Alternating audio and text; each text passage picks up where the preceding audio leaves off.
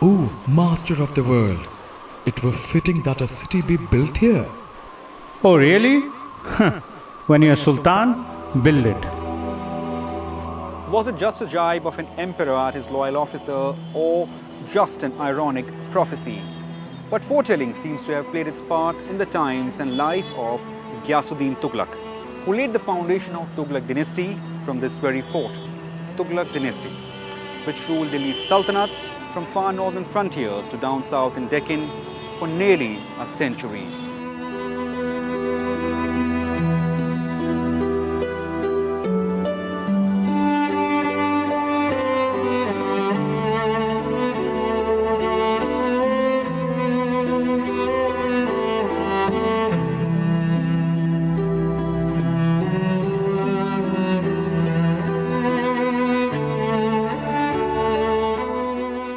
Before assuming the title of Ghiyasuddin Tughlaq, an officer in the court of Khilji rulers, he proved himself by safeguarding the frontiers of Sultanate from the attack of Mongol invaders. The raids by Mongols were only increasing, with the army of descendants of Genghis Khan knocking on the ramparts of the kingdoms beyond Central Asia to spread their hold.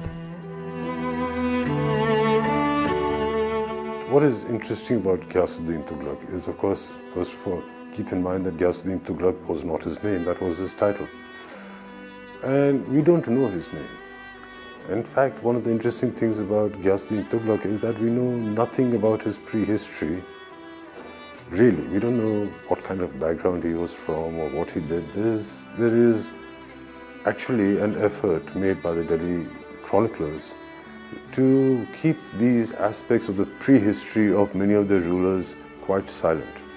So the information that we have about him is of the period of his greatness. So we know that he was serving on the frontier under the Delhi Sultans, and as a frontier commander he won great merit and was referred to as Ghazi Malik. As Ibn Battuta remembers, I think, that he was a cattle herder. Amir Khusro remembers him mentioning that in his youth he was an awara mard. So he was given to pastoral habits, serving as a military adventurer, eventually getting prominence because of his skills, enough to become a frontier commander. As a frontier commander then, that's when his political prominence rises, that's when chroniclers start noting him. Nasiruddin Khusro, or Khusro Khan, who had usurped the throne of Delhi by slaying Khilji's successor Mubarak Shah, was defeated and overthrown by Ghazi Malik in the year 1320. Crowned as Sultan of Delhi, Ghazi Malik rechristened himself as Ghiyasuddin Tughlaq. Persian chroniclers also picked up the story to suggest that Khusro Khan Barwari, the slave who had seized power in Delhi, was actually a slave of Hindu origins, and once he had come to power, Islam in India was in danger, apostasy was again rife. Khusro Khan Barwari had killed all the Khalji children. The Khalji women were married off to people from his background. In other words, the old political structures established by the Khaljis was actually unraveling very quickly, and that Islam itself was in danger. At that time, this chap, Ghazi Malik, in other words, a warrior in the cause of Islam on the frontier, turned around and marched to Delhi and seeking to reinstall the Khaljis and protect Islam, which is where the title that he has, Ghiyasuddin, gets to be interesting, because Ghiyasuddin actually means the supporter of religion.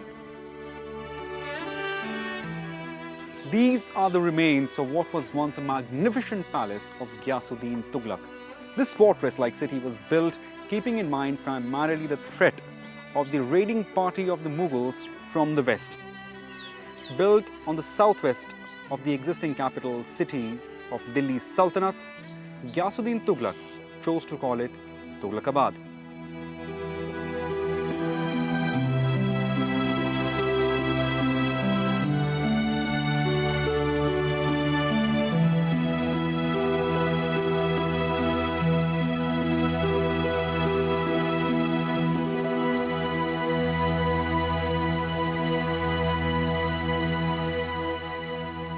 The huge fortress of Tughlaqabad, Delhi's fourth city, built on a highland, had 13 gates overlooking Adilabad fort and mausoleum of Ghiyasuddin Tughlaq. His wife and even his son and successor Muhammad bin Tughlaq is buried here. While an old underground tunnel connecting the fort with the old capital city of Mehrauli is not in use, the road connecting two citadels called Qutub Badarpur Road still exists today. The ever-busy lifeline of South Delhi, Mehrauli-Badarpur Road. Even as the kingdom flourished in Ghiyasuddin's Tughlaqabad, its destiny was shortly to be altered. Much like its foundation, the end too is believed to have been predicted by a foretelling.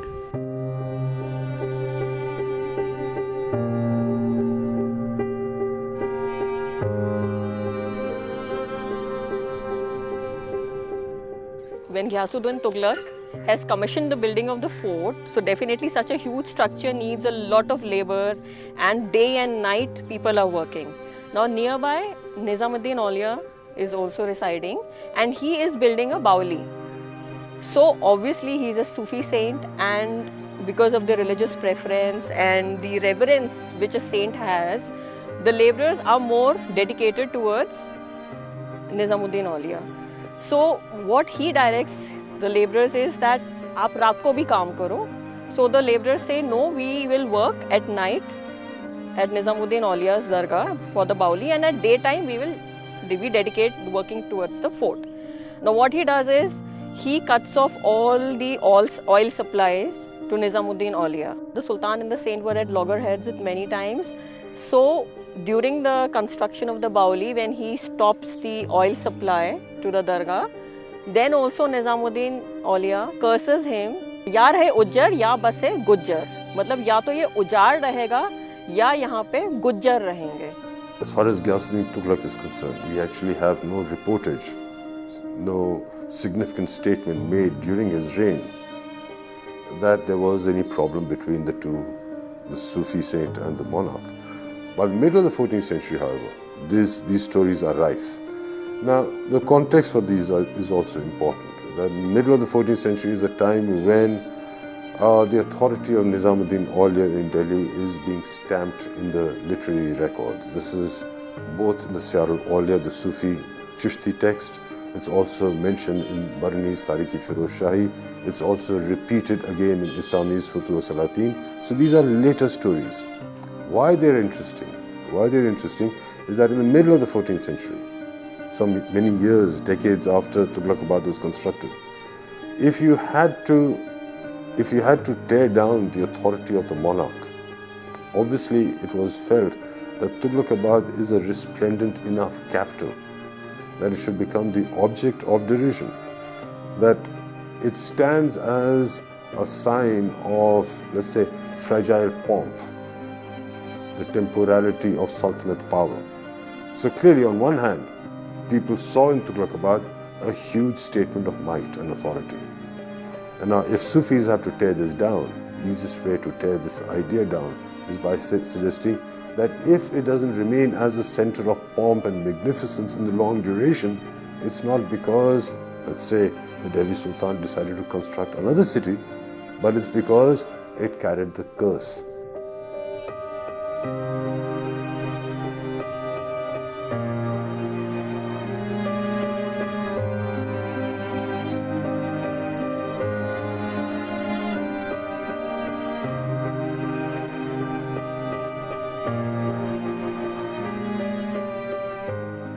Just 5 years into its rule, in the year 1325, Ghiyasuddin Tughlaq died.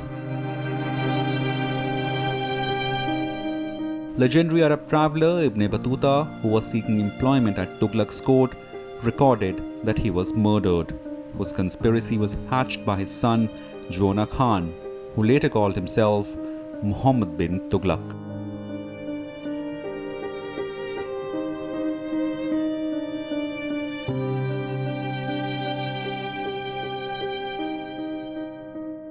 His ego prepossesses him. As a sign of his ego, he constructs a huge edifice towards himself, pointing out his might and his glory. How does God intervene? God constructs another instrument, as it were, another structure where he sits, and that structure collapses around his ears. This is Dhala, life. Here you have, as it were, Ozymandias saying, look at these people who think they're bigger than this world, and what happens to them in the long duration? They're dust. So this is the idea that is picked up in these letters, so in these stories of Tughlaqabad. Ghiyasuddin Tughlaq dies in this really bizarre fashion when a pavilion collapses on him. That stands for what will happen to fragile egos who think they're too big. Now, what we're concerned about is conspiracy. Most likely he was killed by his son. And again, that's the fragility of Sultanate power. It's always about ambition and authority.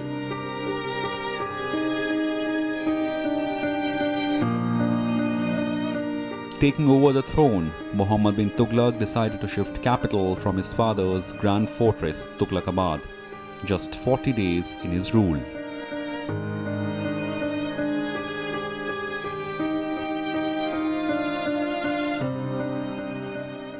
As all other rulers, he decides to build his own capital.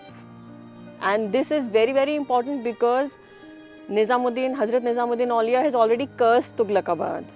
So he does not want to live there. Then maybe it is said that because he killed his father, so he has that guilt feeling and he does not want to use Tughlaqabad as his capital. So he goes and lives nearby in Adilabad, which in a place called Naiki Court. He stays there for a couple of years, builds Adilabad, Jahanpana, and all the other buildings are constructed.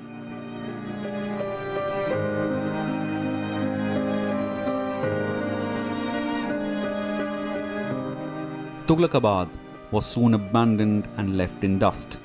Reduced to ruins, the city's beautiful palaces, bath and courts morphed into an abode of stray animals and an everlasting emptiness.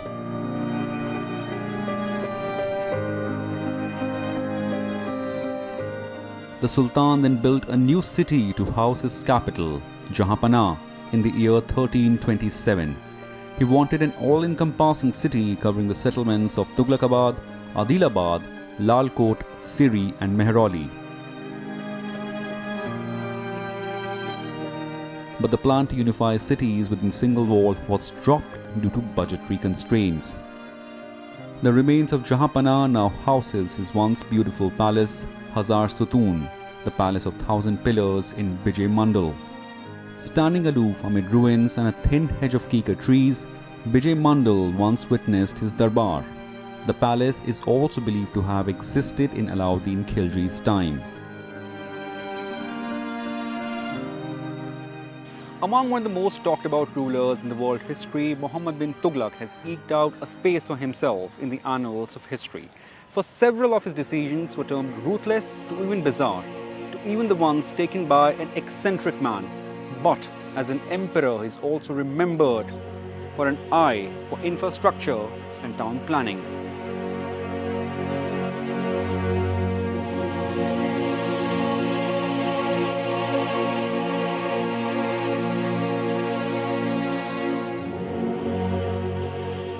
Said to have received a good education, Muhammad bin Tughlaq is also described an art lover, a scholar of philosophy, mathematics, astronomy and physics. He was also known as a brilliant calligraphist and a fairly good poet.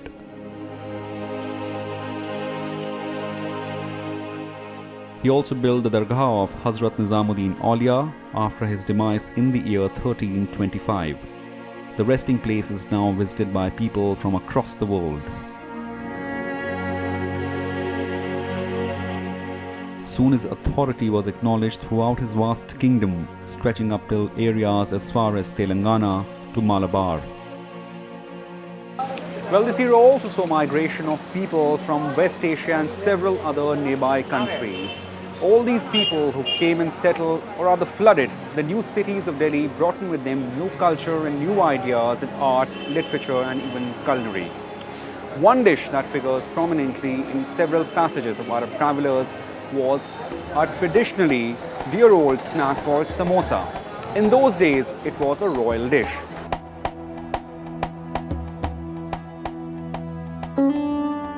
The cherished sambusk in those days was a deep-fried patty filled with meat, vegetables and selected dry fruits like pistachio and almonds.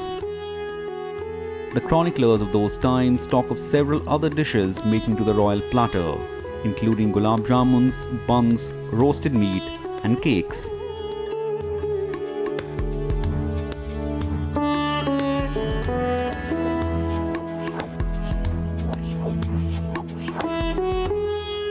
His kingdom was also said to have maintained karkhana in Delhi exclusively for the embroidery work. More than 4,000 silk workers used to work in those karkhanas weaving clothes for the emperors. At the height of Tughlaq's reign, clothes were imported from China, Iraq and Alexandria.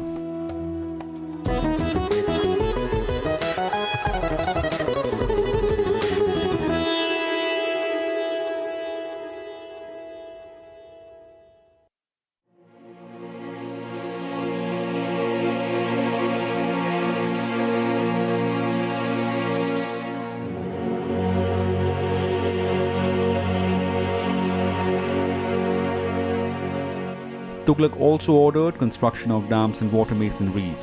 The decade of 1334 to 1344 saw repeated droughts and famines, some even resulting in spree of illness termed Black Plague. It is then Tughlaq ordered the construction of Satpura Dam in Delhi near Khidki village. The construction of dam with 7 sliding gates was used to control the heavy stream of water in those days for the supply to residents as well as for the local irrigation purpose. But the monarch with a flair for infrastructure and non-planning is widely remembered for his decision to move his capital. In the year 1327, Tughlaq decided moving outside Delhi to Daulatabad in the Deccan in order to expand his kingdom and ward off the threat of Mongol invasions.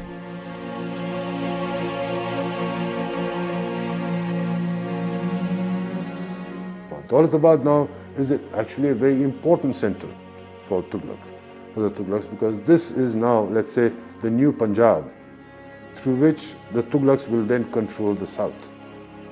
Okay, so much in the way Lahore played the role for the Ghaznavids and the early Ghurids. It is said that he orders mostly the Muslims to leave the city, Delhi, because this again is a decision by him that he wants that in Deccan he wants to introduce Islam.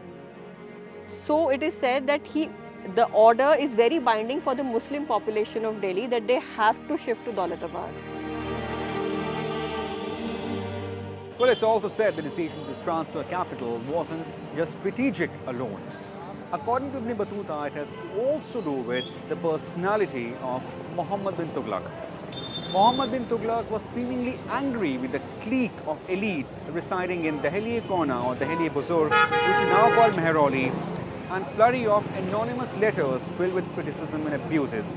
It was perhaps this very road which was taken by the residents of Delhi on a 40-day arduous journey to Daulatabad.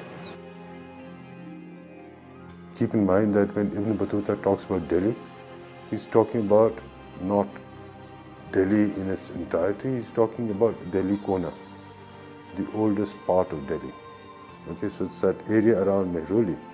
That old city is the one he's talking about. That is, and you have to keep in mind who are the types of people that lived in that city. That's the oldest city, that's the city where the old elites resided. This city had always been, as it were, really thorn in the neck of many Delhi sultans, which is one of the reasons why they'd gone to Kilokri, another reason why they'd gone to Siri. Even Alauddin Khalji, when he had his capital there, preferred to stay in his palace of Hazar Sutun, which was between Delhi-Kona and Siri. So, in other words, what we're talking about is a city filled with an old aristocracy. And they would look at these new rulers that would come up and not actually give them support or acknowledge them. They had to be frequently coerced. Now, it's that animosity of the old elite for the new elite that turn up in Delhi that Ibn Battuta is talking about, the letters that were thrown in, the hostility. So now when Muhammad Tughlaq seeks to stamp his authority on the region of Delhi, what does he do? He kicks all of these residents out. 7 years later, in the year 1334, apprehensive of attacks on his north and eastern frontiers, Tughlaq issued another royal writ, this time to shift his capital back to Delhi. The shifting of capital from Delhi to Daulatabad and back and forth is argued to have caused a lot of mismanagement, downright chaos, and was even termed disastrous.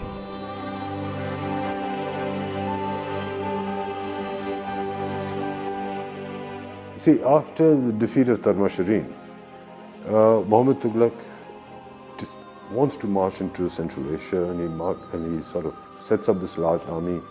He sets up raids into Kashmir, into the northwestern regions of Kashmir, to protect the main army route into Central Asia. That campaign into what is referred to as Karachal is a failure. He suffers huge losses in his march into Kashmir, northwestern Kashmir. When he suffers these huge losses in northwestern Kashmir, that's when he gives up this project of marching to Central Asia. That's when he disbands his army. That's when he has to come back to Delhi, because Delhi is now faced with the trouble created by the disbanding of the armies. A decision which led to birth of a rather infamous phrase, Tughlaqi Farman, was the one where Muhammad bin Tughlaq introduced copper coins.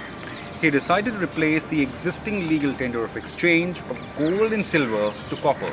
The result was every household in the kingdom was transformed into a mint as they started to manufacture their own copper coins, leaving the royal treasury to doldrums. Alauddin Khalji follows one procedure. Muhammad Tughlaq, rather than regulating prices, regulates the currency. And the purpose behind that behind both of them is similar. They don't want the infusion of too much precious metal in circulation, because they're paying currency, they're paying salaries in cash. They don't want too much precious metal into circulation, because that will lead to inflation. So by regulating prices or by regulating the amount of gold and silver in circulation, both of them were attempting to create a deflationary situation in the capital, keeping a lid on prices. The trade and commerce was said to have been deeply disrupted by the change of currency. Every home in Delhi becomes a place for minting coins, because it is very difficult obviously to mint a gold coin, but it is very easy to mint a silver or a copper one. So people start minting coins on their own, and they start going to the treasury and मतलब वहाँ जमा कराओ और सोने के सिक्के ले लो. So that was the thing. Now he starts becoming bankrupt. Then he feels that now he takes back his orders. In the words of Barney, nearly every house turned into mint, and crores and lakhs of copper coins were made. So much so that every goldsmith stuck copper coins in his workshop. such was the state of economy that Sultan repealed his edict and ordered that whosoever possessed copper coins should bring them back to the treasury and receive old gold coins in exchange. Barney goes on to add, So many copper tankas were brought to the treasury that heaps of them rose up in Tughlaqabad like mountains. Great sums went out of the treasury in exchange for the copper. After this failed move, another of his decisions which caused a flurry of dissent was tax policy in the Waba region. The increased tax burden on the farmers of traditionally fertile region worsened their condition, who were already reeling under a famine. Many farmers and peasants already paying 50% tax since Khilji's days were reported to have fled and joined robbers in the jungle.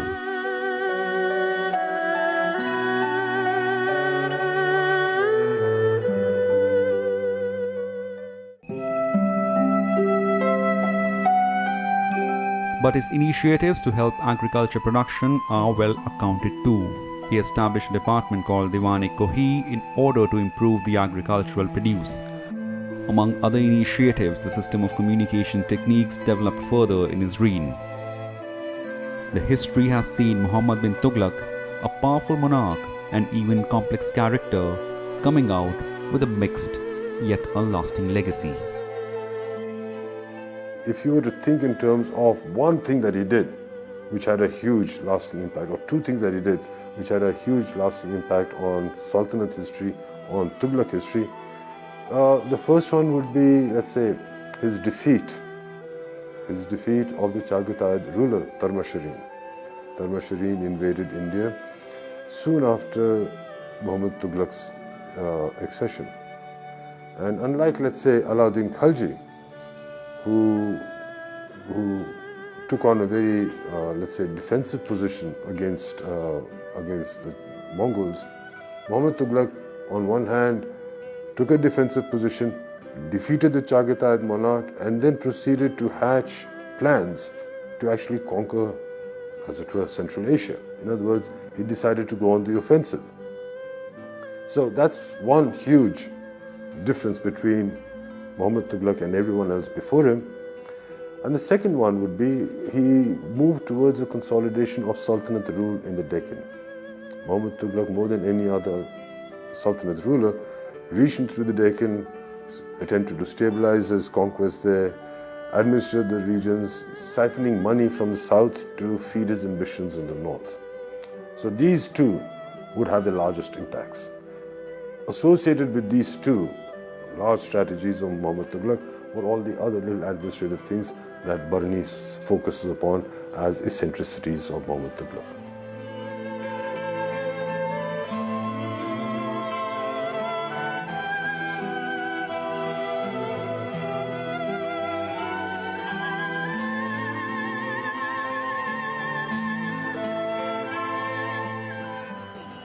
Rising attack on the east and southern side of his kingdom, failed campaign on the western frontiers, and rising rebellion within the ranks of his own army. Muhammad bin Tughlaq's empire was deeply shaken by these developments by the mid-14th century.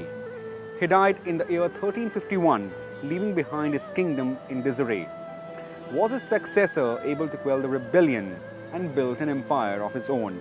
Or was it some other emperor waiting in the wings to chart the destiny of Delhi? We'll find all this out in the next episode of Talking History.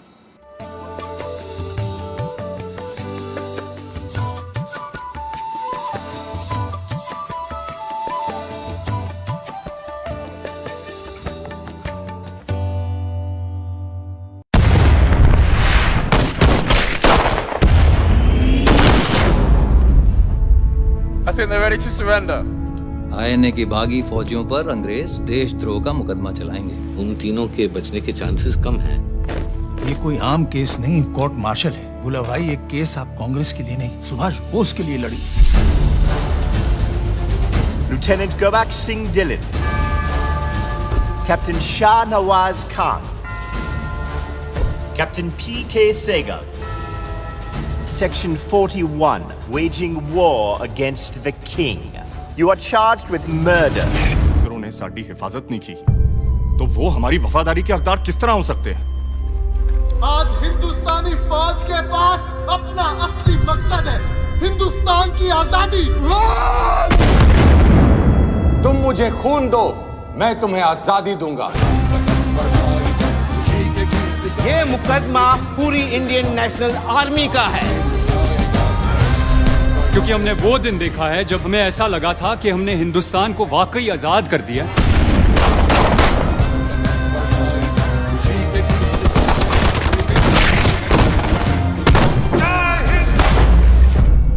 देश की आजादी की लड़ाई court में लड़ी जा रही है और इस वक्त पूरा देश एक साथ तैनात है।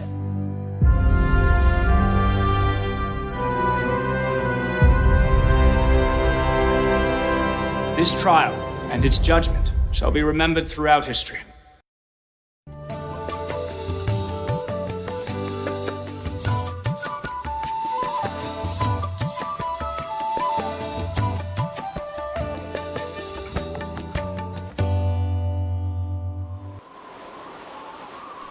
Ooh, master of the world. Do you plead guilty to the charges read out? कि ईमानदारी से आजादी के लिए लड़ने वाली अगर कोई फौज है तो उसका नाम है आजाद हिंद फौज। The safety, honor and welfare of your country comes first, always. British Indian Army hand you over to the Japanese Imperial Army. Hindustan और अंग्रेजों के बीच एक धागा था, वो टूट गया। इस बार कुछ ऊपर नीचे हुआ तो देश में बवाल मच जाए। अब जनता किसी अंग्रेज को नहीं छोड़ेगी। रात दिन अपने सीने विच वजदी आजादी दे राग नु बंद कर ला। अंग्रेजी अफसर। It were fitting that a city be built here. Oh, really? When you're Sultan, build it. Was it just a jibe of an emperor at his loyal officer, or just an ironic prophecy? But foretelling seems to have played its part in the times and life of Ghiyasuddin Tughlaq, who laid the foundation of Tughlaq dynasty from this very fort, Tughlaq dynasty, which ruled Delhi Sultanate from far northern frontiers to down south in Deccan for nearly a century.